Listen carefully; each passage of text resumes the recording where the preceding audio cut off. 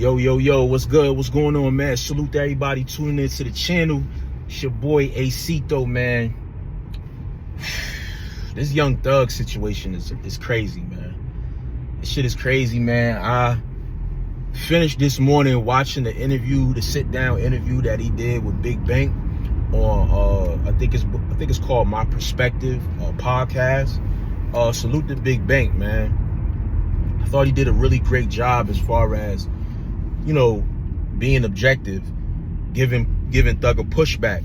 You know, you could tell that there was a high level of respect on both sides, and I don't know if had he would have did this type of interview, this type of style with anyone else, would have been that effective. You know what I'm saying? I don't think so. But it was a lot to unpack, man. It was a lot to unpack. Young Thug definitely is not wired right. You know, through certain periods of time through the interview, he would come across as, he would say that I'm very strategic, I'm not dumb, I'm very smart. You know, it's just like, bro, you can't be that smart, you know, and you got yourself in this type of position. He also elaborated on his upbringing. You know, there's a lot of psychological damage from his upbringing. You know, having multiple brothers and sisters, you know, being in poverty,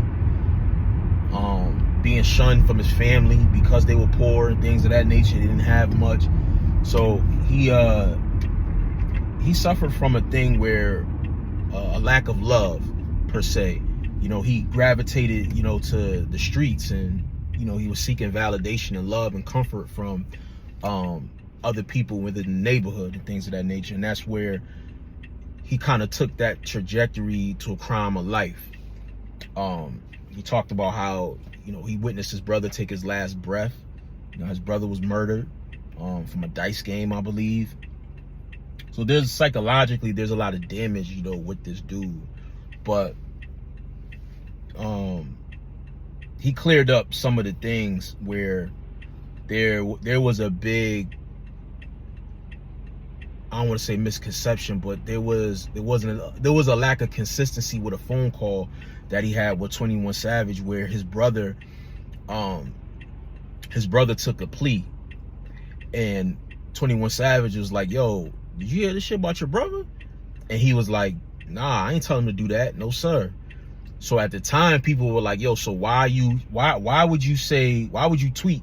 You know what I'm saying? I think he tweeted something about his brother taking a plea, but then he went and 21 Savage and said, "Oh, nah, I didn't tell him to take a plea. I didn't want to take a plea." So basically,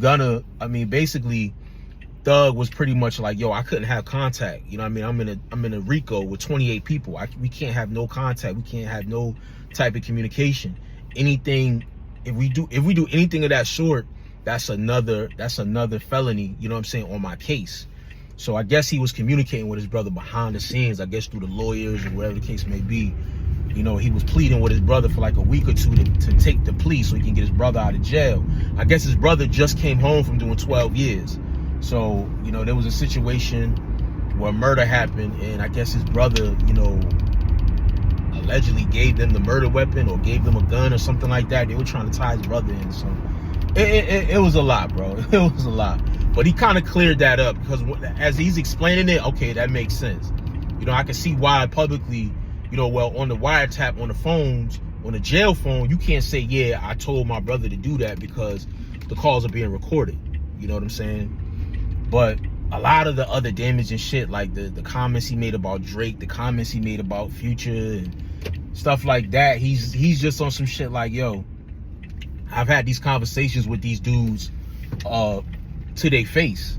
So anything that I said on the phone, I can say to their face. We've had the conversation, so we good." I don't know. Like, I don't know if I believe that. You know what I'm saying? I don't know if I believe that. This whole situation and how he feels about Gunna, I'm gonna be real, bro. Like, come to find out, Gunna wasn't even the first person that took a plea. There was another guy. I don't know if his name was Dak or Zach or something like that. I believe he was an informant. You know, there was evidence that came out later that he cooperated with the authorities, and it was like a whole interrogation room of footage that came out from that. But Thugga was so pressed on, you know what I'm saying, like blaming Gunna for taking the plea, but Gunna wasn't the first person to take the plea. It was actually this guy, the guy that really cooperated. And when Gunna came home, Big Bank said he talked to Gunna, and he was like, bro, he's like, I double checked with my lawyers. I asked, yo, as me taking this plea, will this affect the case or affect Thugga in any way? And they told him that no. They told him no.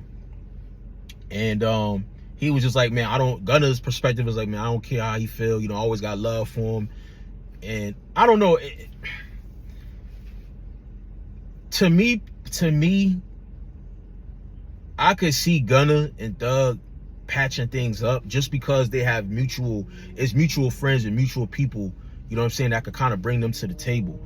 But it really depends on Thug, because he's like kind of wishy-washy, you know what I'm saying, as far as his stance with the whole rat thing. In the interrogation video, Thug, I don't know, like his reasoning for doing that, I don't know, bro.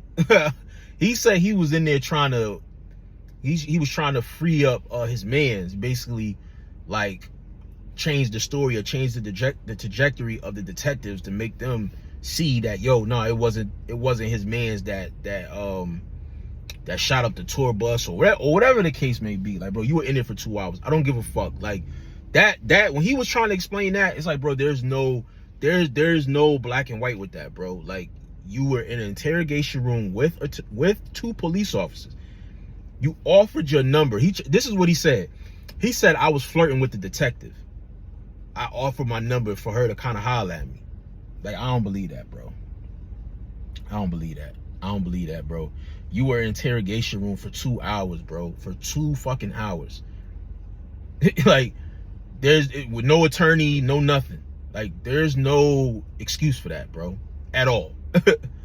At all. So I don't care what you say. Like, he's wishy-washy. At this point moving forward, he don't even know who's putting out the wiretaps. He doesn't know anything. You know what I'm saying? I don't know how this helps his case, because I feel like he's gonna go do more interviews after this. He's not gonna let the Big Bang interview kind of just let it sit there. Don't do any other interviews. And for me, he's an attention whore. Like, he loves the spotlight. He loves having people around him. You know, with this case and all these people being exposed for cooperating and shit like that, I don't know where he goes from here. You know what I'm saying? And I don't know, as far as musically, he really dropped the ball. Big Bank, you know, touched on how he felt, you know, he dropped the ball when he first got released. He didn't do anything. He didn't drop any music and stuff like that. And Young Thug's excuse for that was like, yo, you know what I'm saying, I've been in jail for 3 years, you know, I can't talk to anybody, I didn't know who to trust and stuff like that. But it's like, bro, like, I don't know, man. Like, you took an extensive amount of time to not drop no music, and then you drop this record calling niggas rats and all that. Like, I don't know, bro. Like, I don't know. Me personally, I'm not really that invested as far as Young Thug like that musically, but moving forward, I don't see this helping him at all. And I'm pretty sure there's more wiretaps from that jail call that's gonna come out. And I'm yet to see how Lil Baby feels about this, Future feels about this. You know what I'm saying? All the people, Gucci, all these people that he has something slick to say. You know what I'm saying? I'm curious to see how they feel about this. But I don't know, man. If y'all watch the interview, let me know, how do y'all feel about this? How do y'all feel about Thugga? You know what I'm saying? Since he sat down and had this conversation with Big Bank, do you feel like he cleared the air, or do you feel like he still cooperated with the police? Do you feel like his cooperation is no different from Gunna and everybody else that cooperated on the case? You know what I'm saying? Even though he may not have cooperated per se with somebody that's in the RICO, but he definitely gave motive to the Birdman situation with Wayne and all the other stuff. Him admitting that him and his man sold drugs to Wayne. Like, let me know what y'all think about this shit, bro. Like, I don't know, man. Let me know what y'all think, bro. Subscribe to the channel, man. It's your boy Acito. Y'all already know what it is. Ravens play today, man. The Buffalo Bills. We're gonna get this W, man. I'm out of here, y'all. Peace.